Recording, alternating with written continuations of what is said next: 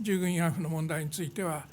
議論があれば、日本側は日本側のこれまでの考え方を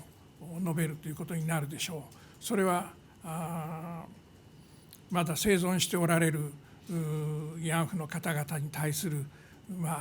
我々の気持ちというものも十分に伝えなければならないと思いますし、記録に残る場合にはどういう形の記録に残るかということについてよく話し合う必要があると思います。First of all, in regards to the system itself of the UNESCO, the Memory of the World system itself, I believe, and it's actually very much said in many places, that there are various insufficiencies about the system itself. There could be room for more transparency, for example, about the contents of the submissions, the grounds for the submission, and this should be made more open, and there should also be more discussion being made about this process itself. So this is first an issue to do with the system. But in regards specifically to the issue of the comfort women, first of all, I believe, of course, if such a discussion were to take place, well, Japan would first, as a government, express the stance that it has taken until now. But of course, when we consider the survivors who are still living today of the comfort women system, we need to look for our feelings to be fully conveyed to them sufficiently. And of course, if there is discussion for this to be recorded as a memory for the world, we need to also have a discussion about what kind of form would be the best way for this to be done in. I believe the question was about Nanking. Is that right? Yeah, not comfort women. That was your question, right? Nanking. Yeah. 南京の問題は南京で虐殺という事態があったということは、これはもう日中両国で歴史認識として確認されたこと、事実であるということが確認されています。それはご存知の通りだと思いますが、問題はそこで何人の人が殺されたかというところに両国の資料が違っているわけです。で、一方的に中国側の資料で記憶遺産ということを言われると、日本側としてはそうですかというわけにいかないというのがおそらく政府の立場だろうと思います。で、私が言いたいのは、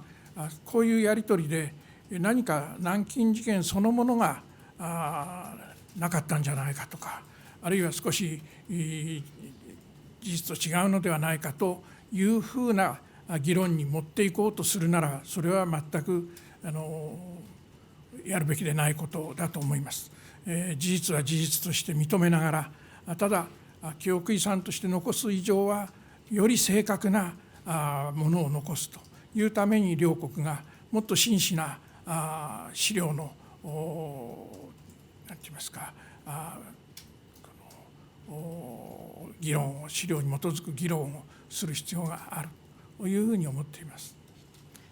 And in regards to the Nanjing situation, of course, the fact that the massacre occurred is something which has been confirmed within fact by both Japan and China as historical recognition. Of course, this is something I believe that you are aware. However, the point of contention and the point where the materials held by both of the different countries differ is in terms of how many people were killed in the situation. And of course, the situation now where the Chinese documents are being submitted or being registered with UNESCO is something that the Japanese government is not agreeing with at the moment. However, if there are efforts to take this discussion towards the direction of actually denying the Nanjing massacre itself or to deny the facts of what happened, if this kind of attempt is done, this is something which should not be allowed. Of course, fact is fact, and we need to recognize this. And if these things are to be recorded for the historical memory, then we also need sincere discussion between the two countries and collaboration based upon the different historical documents and materials which are available. もう一言付け加えれば、こうした問題についてユネスコに対する拠出金をやめようというような意見が日本の国内にあるということが伝えられていますけれども、全く恥ずかしい話だと私は思います。ユネスコが今世界で果たしている役割、その重要性、あるいは有効性というものは相当大きなものだということを、これは世界の人たちが認めていると思います。そのユネスコの活動に大きな影響を及ぼすような日本からの拠出を、こうした日本の国内からそうした意見が出てくることを、私は全く恥ずかしいことだというふうに思います。これはかつて政党の中で、自分たちに都合の悪い記事を書く新聞に対して、広告主に行って広告を止めたらいいじゃないかなんていう議論があってみんなから笑われた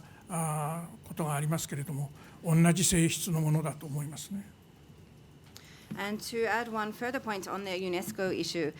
we are hearing reports that Japan is considering to cease its financial contributions to UNESCO as a result of this. And however, this is something very shameful, I believe. When we consider the role that UNESCO plays globally and the importance and effectiveness of this role, it's incredibly significant, and this is something which is recognized worldwide as well. And so if Japan were to take steps because of these domestic opinions to impact the efforts and the work of UNESCO, this is something which would be very shameful. It's something very like, actually, we saw the situation where within a political party, when there were newspapers making comments which did not go perhaps in the favor of the government representatives calling for people to stop putting their advertising or sponsorship into certain newspapers and so on. I believe it's very much the same kind of work at play. こういう問題が起これば起こるほど、だから早く日中の両国関係の改善といいますか、日中両国が信頼できる関係になるためにもっと政治的な努力が必要なんだということを私は言いたいと思います。And so I believe that we see when such issues do arise, this very much shows us the necessity of making efforts to improve relations between Japan and China, to build trust between the two countries, and the necessity of political effort to this purpose.